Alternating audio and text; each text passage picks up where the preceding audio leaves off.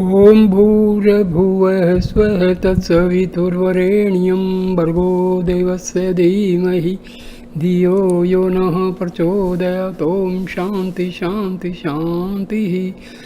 Namaste my dear friends. Om Sai Ram sir. This is 22nd video on Sai Gita. You are the Atma, you are not this body. Krishna said, Arjuna, obey my commands. Give up body consciousness. Give it up completely. Stop identifying yourself with your body. The body is full of mucus and filth. You are not this body. It is only temporary and transient. You are the witness, the indweller, the Atma inside this body. This 6-foot frame is not you. You are the cosmic personality. You are boundless. This body is subject to birth and death. You, however, are the Atma, which is birthless and deathless. You are not a limited individual subject to the passage of time.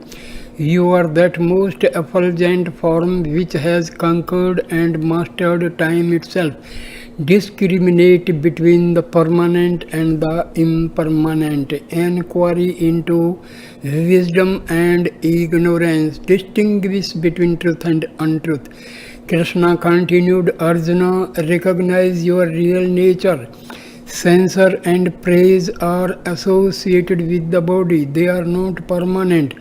Profit and loss are also associated with the body. They are a result of activity of karma, but they are not characteristics of your essence, the Atma. Be indifferent to all these polarities. Treat joy and sorrow equally.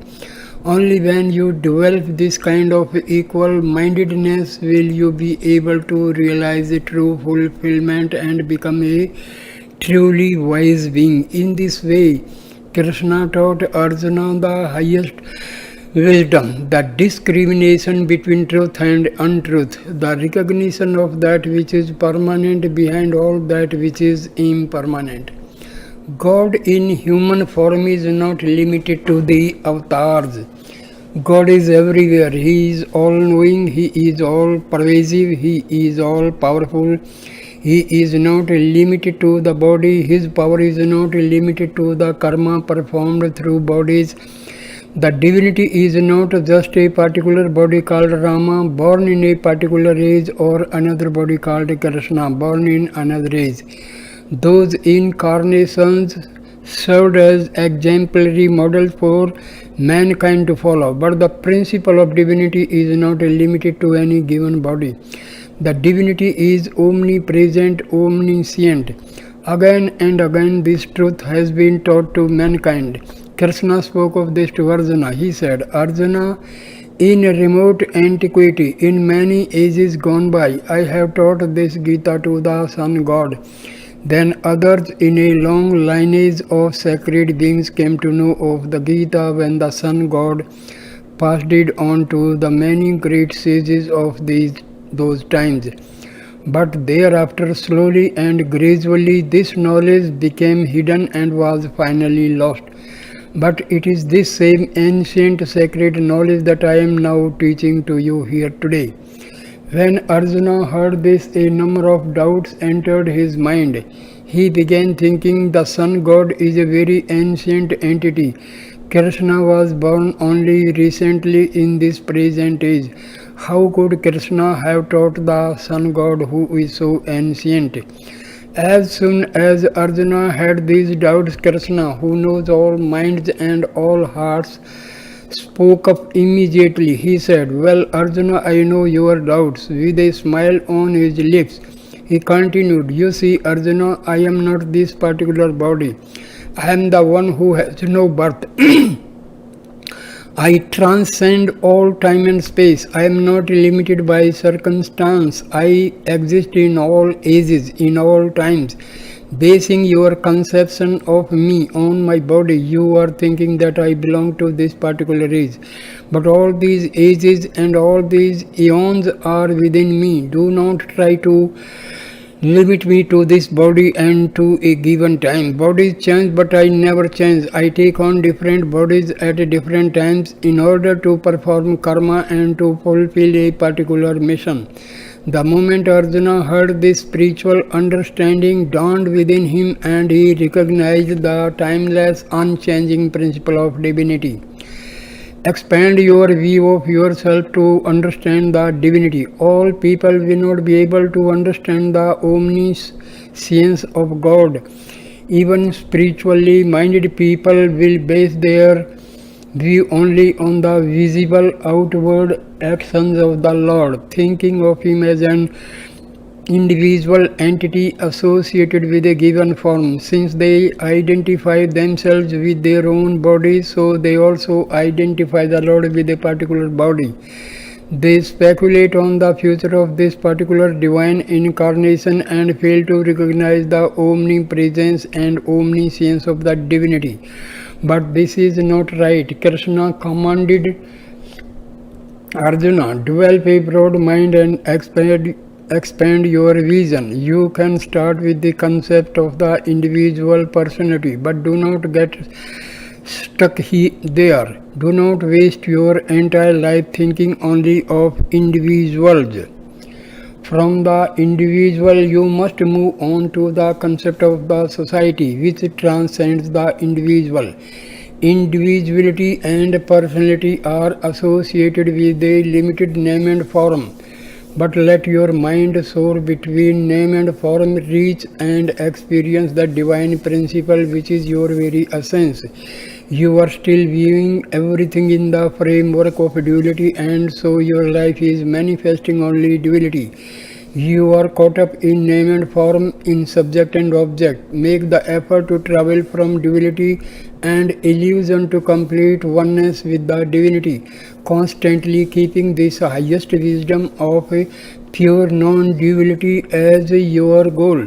Make an effort to see the same divine principle everywhere and in everything until you realize the ultimate truth that only the Atma, which is your very self, is real and that it alone exists. Buddha taught the same great truth, although he may not have made reference to the Vedas or used Vedantic terms. Nevertheless, he experienced and demonstrated the essential spirit of the Vedas. First he said, Buddham Sharanam Gacchami, meaning I take refuge in the Buddhi, my power of discrimination. This deals with the individual. It speaks of the limited personality. Gradually he added Sangham Saranam Gacchami, meaning I take refuge in the community. I take refuge in the extended family of spiritual minded beings. He recognized that feelings associated with individual and personal considerations are selfish and narrow and cannot take you very far. Go from the individual to the society to the divinity. You should not consider this individual self as everything. It is only a drop in the ocean.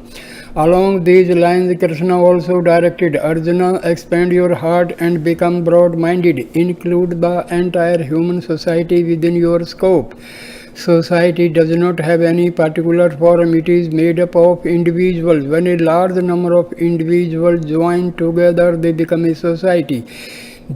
Baba often says, expansion is my life. When you expand individual life to infinity, it becomes a divinity. That is to say, let yourself as an individual multiply and broaden to see the divinity in all, and you will reach divinity. Therefore, Krishna told Arjuna, live in society, serve the society, and develop broad-mindedness. Recognize the divinity to be present everywhere in everyone.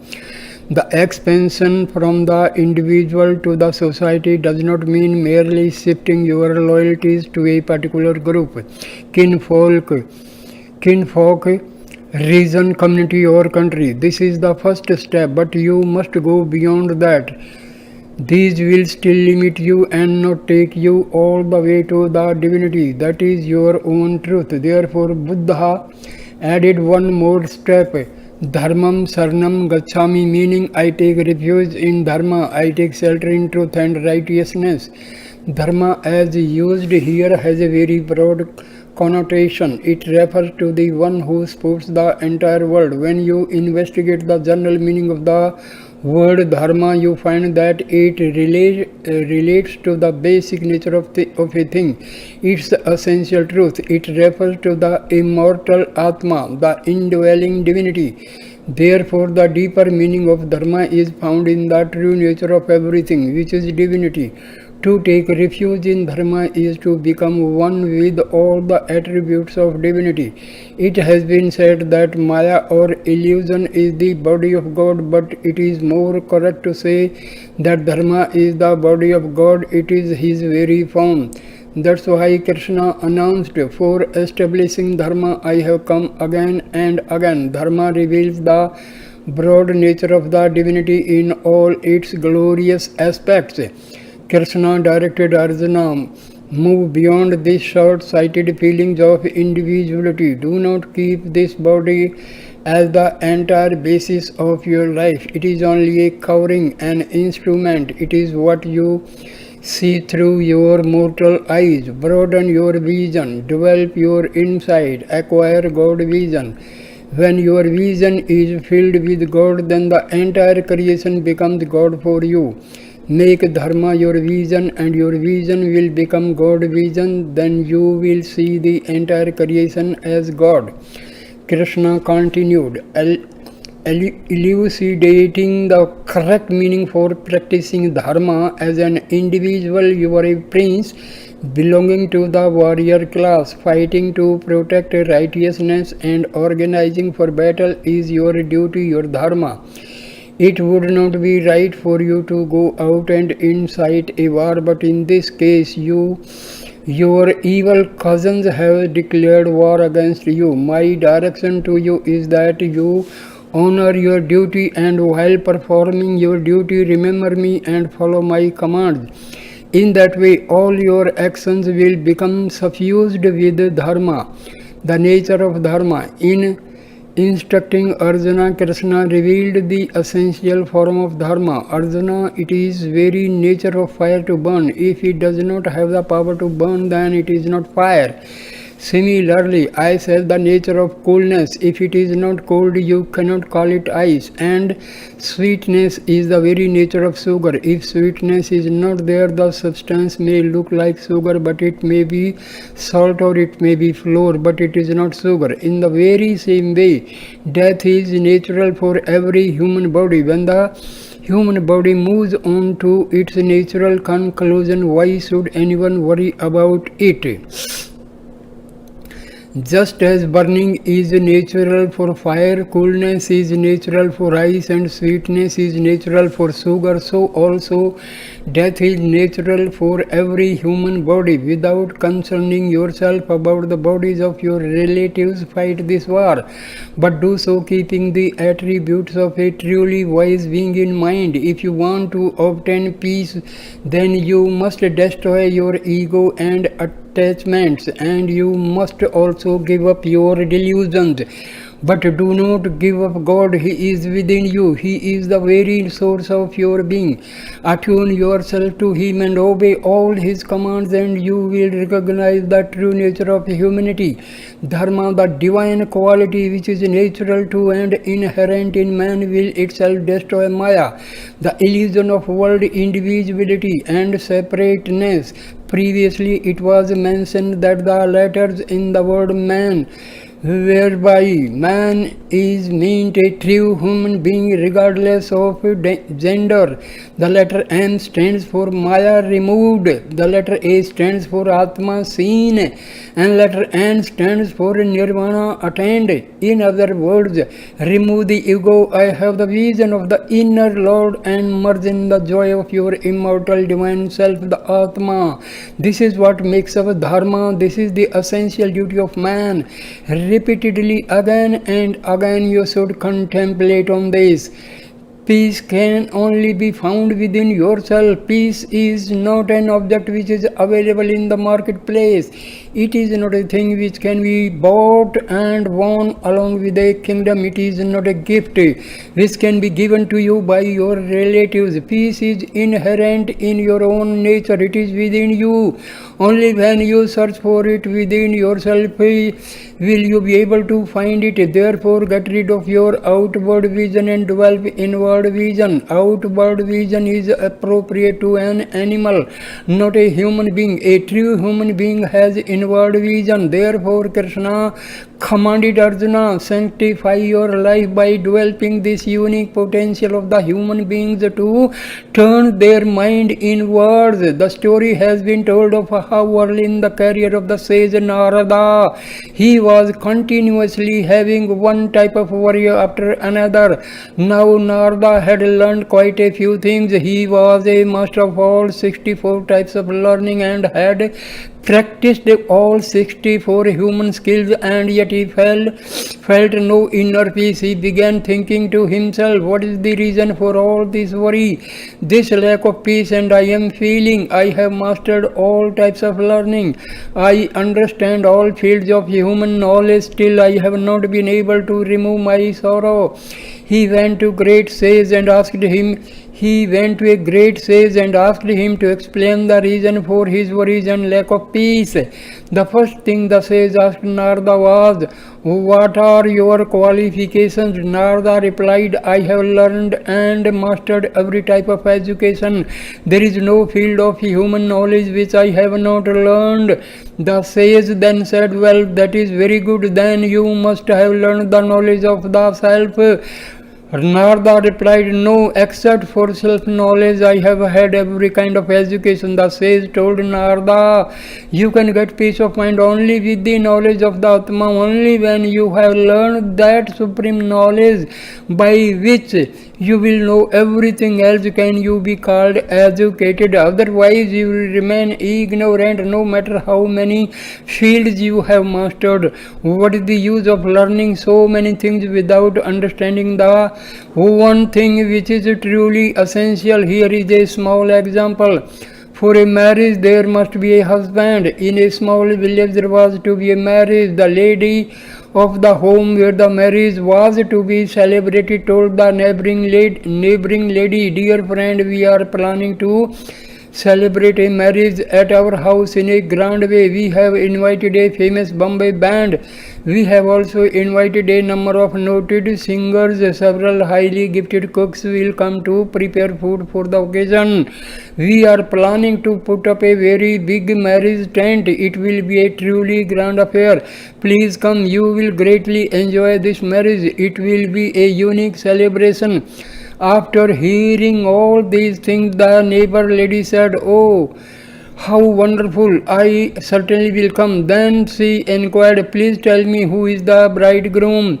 At this the lady replied, well, that has not yet been decided. For a marriage, the bridegroom is a very important person. If the bridegroom has not been selected, who will be married in the marriage tent? What good is the fine band and cooks and singers and priests when there is no one to be married? First the bridegroom must be chosen, then all these other things take on value. In the same way, if there is no peace of mind, what is the use of having learned so many things? The wise sage told Narada, only by acquiring Atmic knowledge can you obtain peace of mind. Today's man is an easy prey for attachment and hatred. He is overwhelmed by the possessive nature and filled with ego. Just look at the state he is in and what he is doing. He considers himself to be the most important being in the world. He deludes himself with the feeling that there is no one greater than he. Because of this delusion, he has lost his power of discrimination, and so he has not even been told to reflect on his own confused state. He considers that that it is he who is doing everything. He thinks that he can hire the whole world and do with it as he pleases, but it is not he who is running the world. He does not have that power, neither for good nor for evil. The one who is the creator of this world, the one who is the protector of this world, the one who is the father of this world, the one who is the mother of this world, the one who is the lord of this world, only he has the power and the authority to run it. For this entire movable and immovable world, there is only one master. This is an all-important truth that every human being must recognize. Use the hardships you encounter as opportunities and tests. Do not give in to temporary excitements and anger and thereby lose your peace of mind. Sorrow, loss, pain, worries are all tests to help you get rid yourself of your weaknesses. They reveal whether or not you have developed firm faith and patience to endure hardships and be unaffected by them. There is no use in merely passing examinations conducted by educational institutions. You must pass the examination presented to you by life itself. It has been said, after acquiring all types of education, it is only a fool who does not know his own mind. Whatever learning he might have acquired, a mean person will not acquire any good qualities from it.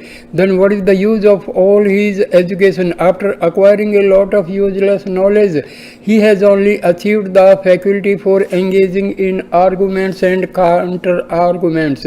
Why study so many things which have no value at all? Instead, make every effort to learn about that which has no depth. That is the education which has lasting value. What is the knowledge which enables you to know that which has no depth? That knowledge is the knowledge of Atma, and that education is the Atmic education. The one who has no death has no birth either. Everything which is born, which has come into existence, undergoes modifications and will eventually die and thereby lose its form. The entire world and everything in it has a particular form. As it has form, it will undergo change. You should try to reach the state where there is no change at all. To do so, you must gain self-knowledge. You must realize the Atma. No need to carry your luggage on your head. There once was an old ignorant villager who left his native place to set off on a long journey. He had never travelled by train before. In fact, in all his life he had never even had a chance to see a train. Now he had come to the railway station and was waiting for the train to arrive. A train made up of many wagons drew into the station. The villager was completely awed by this train. It has so many carriages, he thought to himself, and goes so fast. Look at how easily it balances on those narrow rails that a human being can hardly even walk on. Hundreds of passengers were waiting to board the train. The amount of luggage which most of these passengers had brought was very large. The villager sat brooding, thinking to himself, how is this train going to be able to carry so many passengers and so much luggage? Why do these people have so much luggage anyway? Along with the others, the villager entered the train, putting their luggage on the racks overhead or leaving it on the floor. The passengers took their seats and began chatting and relaxing. The villager thought to himself, how cruel all these people are. Why are they giving so much burden to this poor train by throwing their luggage down in the compartment and relaxing?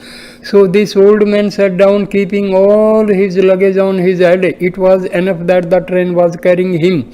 The least he could do was to carry his own luggage and not place any further burden on this heavily loaded train. A co-passenger asked him, Sir, why are you carrying your luggage on your head? Why not put it down and be comfortable? The old man replied, when the train is carrying so much luggage already, I do not want to add my own luggage also, so I have put it on my head and will carry it myself.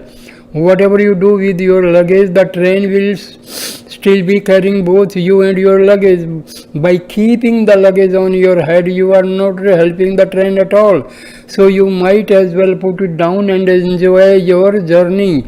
Now this knave old man had kindness and compassion, but he did not have much intelligence and discrimination. Krishna told Arjuna, though you are highly educated, though you have sense control, though you have accomplished great feats and have developed many skills, you are nevertheless experiencing many difficulties. This is because you have not been able to understand the divinity. As long as you do not understand the divinity, you cannot be free from sorrow. If you want to free yourself from sorrow and earn the grace of the Lord, you must obey my commands. First of all, remember that you are not the body. These sense organs have no connection with you. They are associated with the body. Use the body for doing work, but do not identify yourself with the body or the work. You have taken birth in this body as the result of your past actions, your karma, and you must use this body for performing karma. So get up, arise, Arjuna. Do your duty, perform actions, and offer them all to me. Let me have the consequences of your actions. Shun selfishness, uphold justice, be fixed in faith. That is the dharma from age to age. If you obey my commands, I will take care of you. Identify yourself with the divinity, not with your body. Krishna continued, I want to tell you one other thing. The blind father of these evil cousins of yours had 100 sons, yet in the end there was not even one of them left to perform his funeral rites. What is the reason for this? All the sons were the children of God, but the blind king considered them as his. Arjuna, you are also becoming a brother to him. You are deluding yourself with the idea that this body is yours when it really is not yours at all. By thinking that you are the body, you are developing the same blind outlook. This is a complete ignorance. Unless you drive away this ignorance, you will not be able to realize wisdom. You have to develop discrimination and self-inquiry in order for wisdom to enter into you. Within your body is the spiritual heart, and within that heart is God. Also in your body is the individual soul. These two, God and individual, appearing to live separately inside the body, are playing together, acting out their parts in a grand drama. They come together and go apart again as directed by the author who has written this play. He assigns all the separate roles of good and bad, virtue and sin, but in truth there is only the one divinity and plays all these parts. From the standpoint of the body, there is the individualized soul manifested as a particular person of body and mind, and there is God who is the indweller of the heart. As long as you have the delusion of the body, these two, God and the soul, remain separate entities enjoying their play with each other. As soon as the delusion disappears, they merge into the one all-pervasive divine principle. When you remove the false delusion of body consciousness, you bring about the union of the individual and God. Then you are established in divine consciousness and enjoy eternal bliss. Teaching in this way, Krishna was able to impart to Arjuna the knowledge for becoming a wise being and the means for reaching the bliss of non-duality. He said, Arjuna, always have the sense that everything which exists is one and same entity. Do not allow the senses to pull you away from this feeling of unity and equanimity. Let your heart be free from sorrow and elation, attachment and hatred. Be unaffected by censure or praise. Treat all people equally. Krishna told Arjuna, when you firmly believe that everything in this creation is the manifestation of divinity, then you will become steeped in wisdom and freed from illusion. Then you will have realized the true purpose for which you have been born as a human being. Arjuna, carry out my commands. See me everywhere. Know me to be your very self, the Atma. Realize the Atma and be forever free. So my dear friend, here and this is the last video on Sai Gita. Thank you, my dear friends for watching and listening this wonderful video. Please like, comment and share the video and subscribe the channel. Thank you so much, my dear friends. Please, I request you to watch all the 22 videos. This is the real and the cardinal teaching of our Lord Satya Sai Baba. In these discourses, he has revealed his own philosophy. So thank you again, my dear friends. Namaste, Namaste. Jai Sai Ram. Om Sai Ram.